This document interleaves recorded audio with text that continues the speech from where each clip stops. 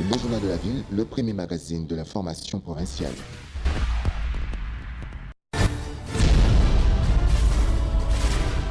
Tout de suite, le journal.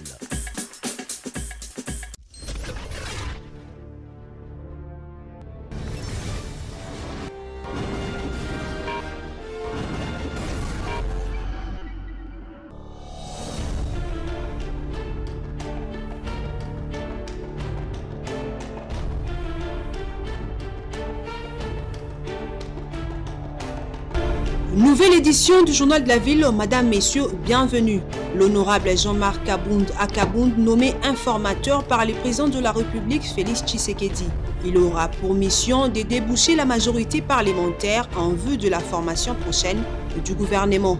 Après l'acte 1 du mercredi 6 mars, Allah a perturbé la plénière à l'Assemblée provinciale de Kinshasa. La même scène s'est reproduite ce jeudi 7 mars, mais cette fois, le message était encore plus clair car les jeunes d'Écha ont visé l'honorable Adeka Songo qui, selon eux, serait soutenu par les Indo-Pakistanais au poste de gouverneur de Kinshasa. C'est tout pour les sommaires. Encore une fois, bienvenue dans ce journal.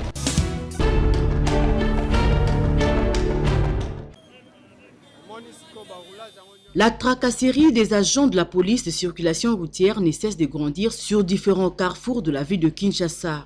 Ce jeudi 7 mars, sur la place Victoire, un conducteur de taxi de la marque Vite, communément appelé Ketch, a percuté un autre taxi en voulant s'échapper de griffes de l'agent de la police de roulage. Selon le témoin de l'événement, aucune perte en vie humaine n'a été enregistrée, sauf les dégâts causés sur cette voiture, comme l'illustrent bien ces images.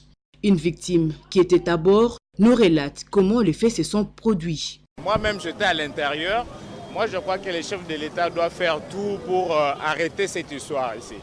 Parce qu'on commence à arrêter les chauffeurs à n'importe quoi, sans aucune raison et tout. Nous, on était en train de s'engager. Il y a une voiture qui était poursuivie par les roulages. Je ne sais pas pour quelle raison, qui nous a percutés à plein fouet. Hein? On ne sait pas. On a failli perdre nos vies comme ça parce que les policiers de roulage voulaient gagner quelque chose. Hein? Ça n'est trop. Moi, je crois que les chefs de l'État doivent faire tout pour arrêter cette histoire. On en parle chaque jour, mais on ne voit pas les changements. Hein? Tracasserie, donc vous avez un petit sac, on vous arrête, vous êtes à bord de votre voiture, on vous arrête, on ne sait pas. Hein? On ira jusqu'où? Nous, on croyait que dans peu de temps, ces choses vont changer, mais ça ne change pas. Après cet accident, plus aucun roulage n'a été repéré dans le parage et qui régulera la circulation pendant ces temps aux autorités de prendre des mesures idoines pour éviter ce genre d'accidents occasionnés par le PCR.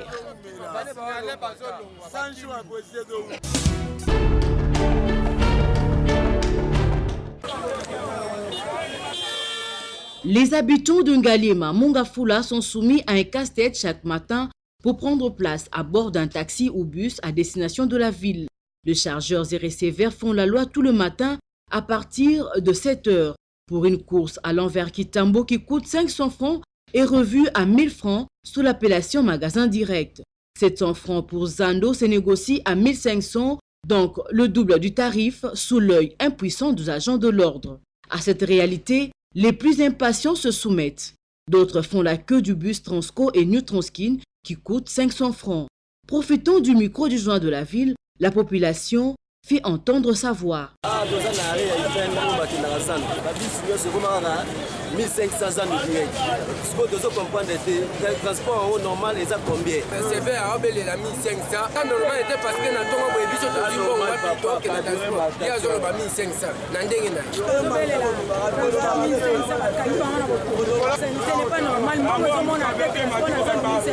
Il faut signifier qu'il y a quelques semaines seulement, le ministre provincial de Transport avait mis en garde ceux qui recourent à ces pratiques.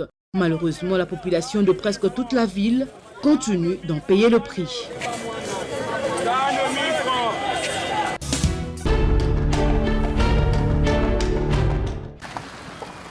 La route université fait partie des urgences des 100 jours annoncées par le chef de l'État Félix Antoine Tshisekedi. À notre passage, pour se rendre compte de l'effectivité des travaux exécutés par l'Office de voirie et drainage OVD, le constat est que les travaux évoluent à pas de géant dans son tronçon compris entre Bongolo et Kapela à la satisfaction des Congolais trouvés dans les environs. Un sentiment de satisfaction parce qu'en voyant que le chef de l'État vient de prononcer son discours à la place échangeur de Kinshasa. Après 2 jours, nous voyons les relancements de l'avenue qui était quasiment morte. Vraiment, nous, la population de Yolo, nous éprouvons vraiment une satisfaction totale. Et c'est alors si ceux qui ont basali baosa eloko oyo baosa na intérêt na ya mboka ba bikelo bango bazali ba bénéficiaire eloko ngo bakosala on a le lenge oyo esengeli ezali kambo ko pesa chef de l'État merci mingi puisque aza président oyo a lobby et puis a respecté oyo a lobaki a lobby samedi que non lundi misale zo banda to moni pe lundi misale zo salema de lundi ti le jeudi to moni quand même trajectoire au basali moi distance ezo mérité il a dit que musale zo salema et puis aussi la kanoki selon Mikolo Yapesa. La réhabilitation de cette avenue est un grand apport pour les désenclavements des communes environnantes telles que Limete, Kalamou, Makala, Ngaba et Lemba.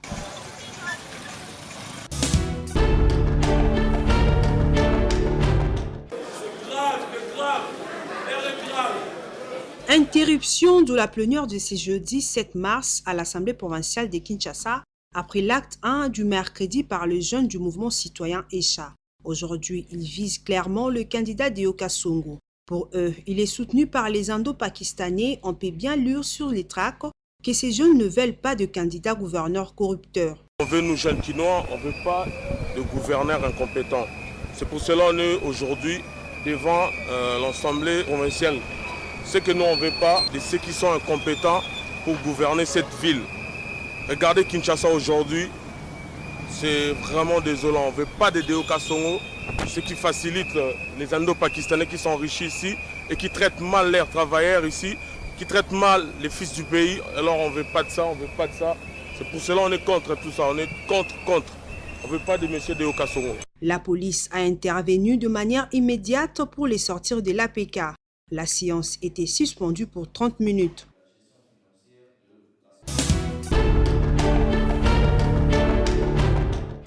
Jean-Marc Kabound, président ad intérim de l'Union pour la démocratie et le progrès social UDPS, vient d'être nommé par le président de la République informateur qui a pour rôle de dégager la majorité au Parlement.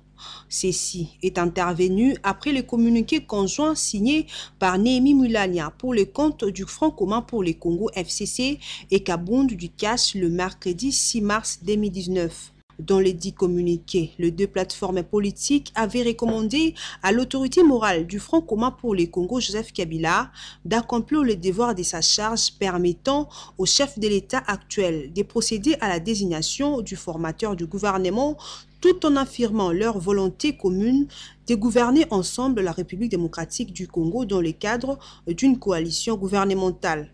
Rappelons par ailleurs que lors de sa visite officielle en Namibie, Félix Tshisekedi avait annoncé qu'il allait procéder à la nomination d'un informateur.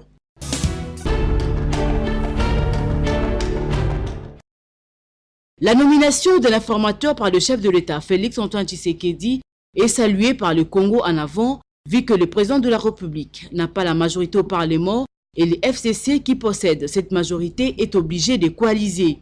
Seulement, Médard Kankolongo invite le chef de l'État, vu qu'il est le garant de la nation, à ne pas faire de choix qui iront à l'encontre de sa population. Je ne serai jamais d'accord que le président de la République tombe dans le piège où le FCC veut le prendre au mot, mais aussi à retenir. Le président de la République n'a pas la majorité parlementaire. Aujourd'hui, c'est le FCC ayant sa majorité parlementaire bien identifiée. Le Premier ministre émènera du FCC. Mais ce que nous demandons au président de la République, c'est d'être correct avec le peuple. C'est-à-dire faire les choix dans le sens où il ne peut pas faire plaisir aux politiciens et frustrer la population qui lui ont voté massivement. À ce qui nous concerne, nous disons, on doit respecter la Constitution. Nous n'accepterons jamais que le combat que nous avons engagé depuis plusieurs années, qui est un combat de l'alternance, soit bafoué aujourd'hui au nom des calculs politiciens. Médard Kankolongo et les Congos en avant invitent le peuple congolais à la vigilance, car la priorité, c'est l'intérêt du peuple.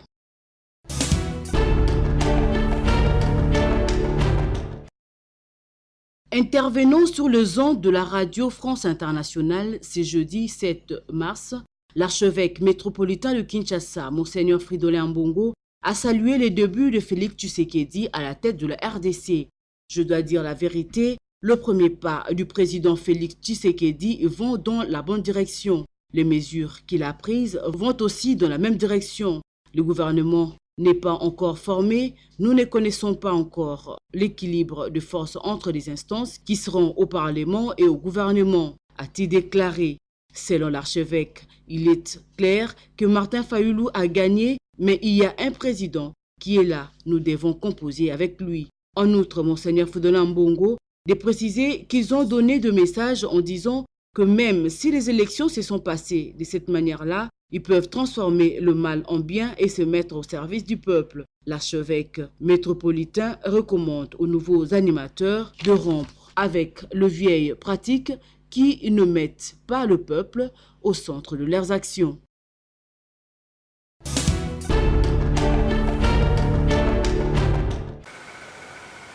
L'automédication est la cause de plusieurs complications de santé. Malheureusement, qu'à Kinshasa ou dans d'autres villes du pays, elle est fréquente. Tout le monde est médecin et pharmacien.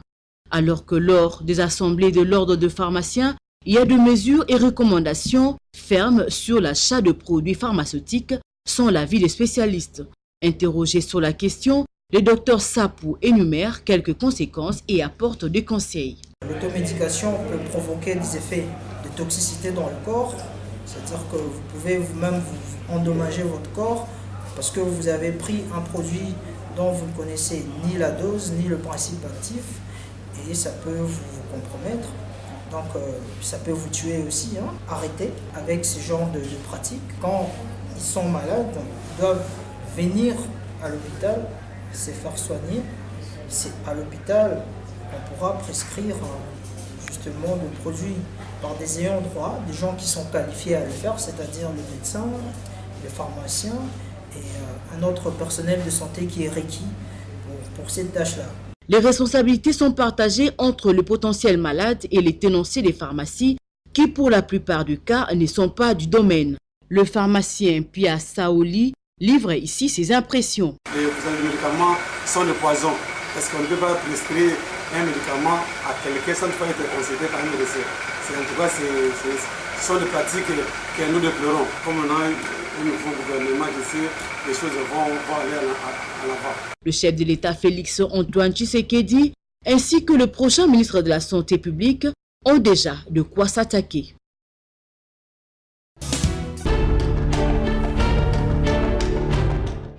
L'accès à la terre est indispensable pour la femme en général et congolaise en particulier, dans la mesure où elle nourrit une multitude de personnes à travers l'agriculture familiale qu'elle exerce à son quotidien. Cependant, cette dernière est confrontée à plusieurs problèmes en ce qui concerne ses droits de jouissance et possession aux fonciers et forestiers. Les pouvoirs coutumiers, son absence dans la prise de décision, les manques d'informations sur les textes et lois qui la protègent font qu'elle ne jouisse pas de ses droits.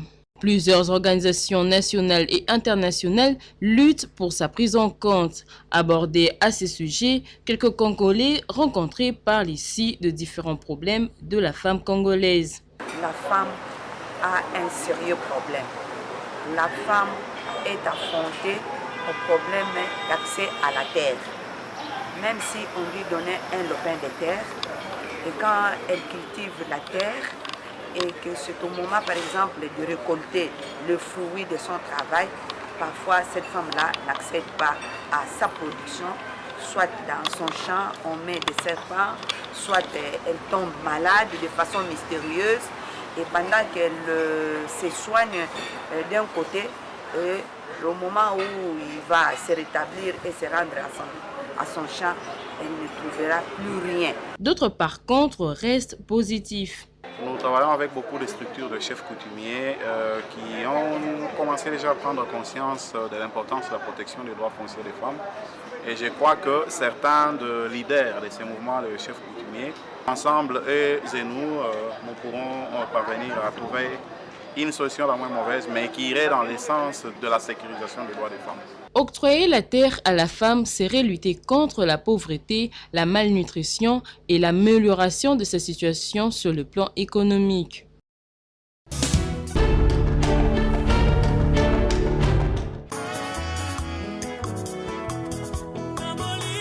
La famille Ngumba a la profonde douleur d'annoncer aux amis et connaissances le décès de leur mère, tante et grand-mère Henriette Kiangala, mort survenue le 28 février dernier à Kinshasa. Le programme des obsèques se présente de la manière suivante. Vendredi 8 mars, levée du corps de la mort de l'hôpital Mabanga, Yolo Sud, et l'enterrement interviendra le samedi 9 mars au village Kimbai dans la province du Kwilu. Ces communiqués tient lieu de faire part.